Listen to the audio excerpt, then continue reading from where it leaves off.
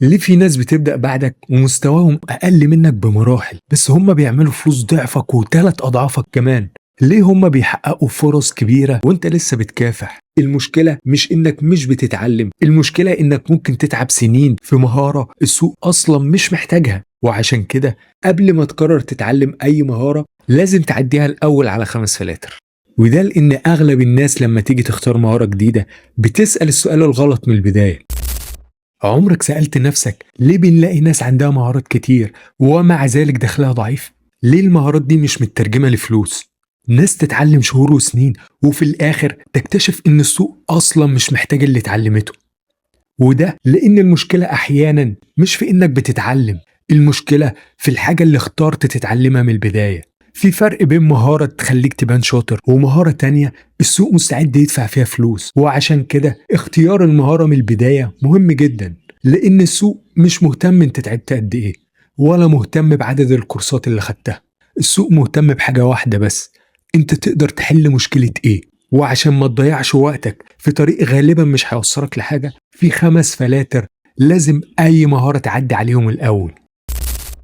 الفلتر الأول، هل في طلب حقيقي مش ترند؟ طلب، في ناس فعلا بتدفع فلوس مقابل المهارة دي ولا كله بيتعلم ومحدش بيشتري؟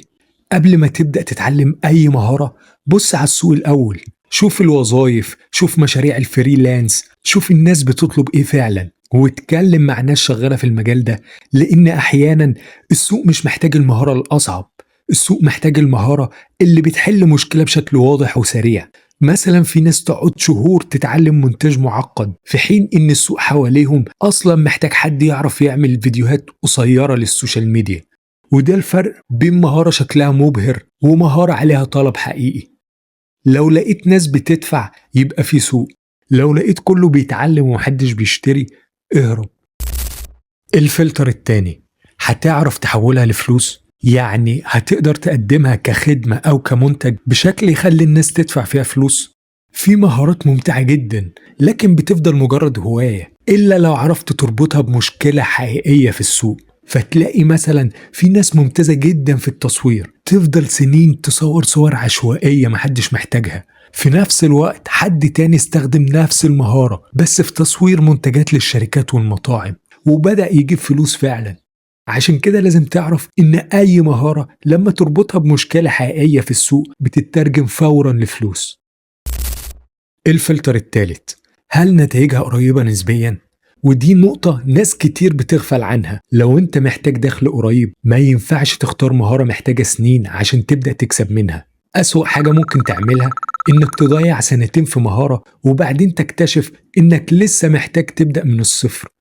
انت محتاج مهارة تتعلمها وتوصل منها لأول نتيجة في وقت منطقي. وده لأن السوق مش بيدفع على تعبك، السوق بيدفع عن النتيجة.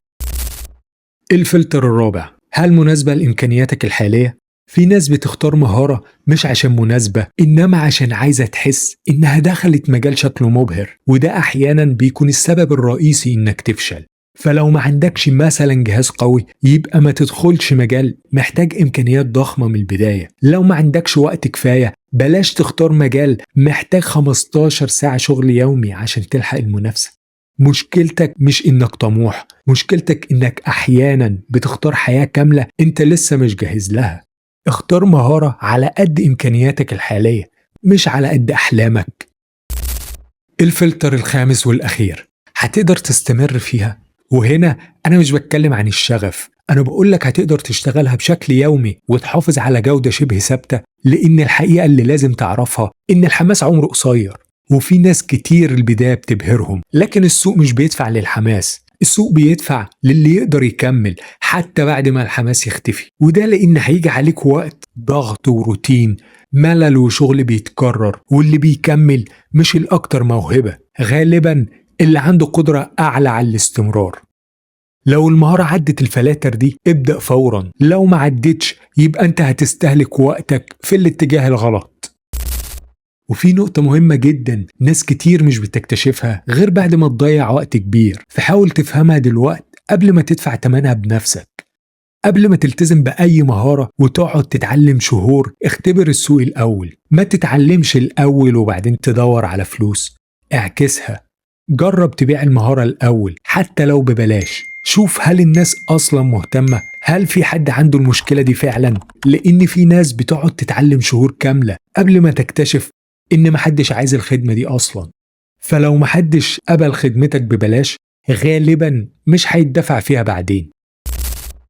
ويمكن هنا أغلب الناس مستنية ننزل قائمة بأفضل 10 مهارات مطلوبة في 2026، بس طبعا مش هنعمل كده، لأن أغلب القوائم دي معمولة عشان تجيب المشاهدات وتبقى ترند، مش عشان تساعدك تختار صح. وإحنا هنا مش بنتعلم نقلد الناس، إحنا بنتعلم إزاي نختار حاجة تناسبنا إحنا، ولأن مفيش مهارة تنفع لكل الناس، فاللي يناسبك ممكن ما يناسبش غيرك خالص. مستواك مختلف، ظروفك مختلفة، وسوقك كمان مختلف.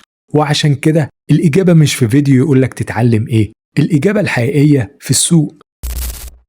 وفي النهاية لو في حاجة واحدة بس عايزك تفتكرها من الحلقة دي، فهي إن اختيار المهارة قرار أهم بكتير مما تتخيل، لأنك لما تختار المهارة الصح وقتها بيتفتح لك باب كامل من الفرص.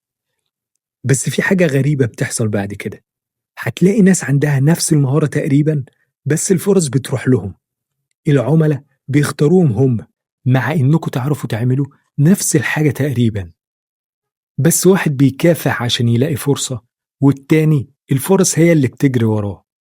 والسؤال ليك دلوقت، تفتكر ليه ده بيحصل؟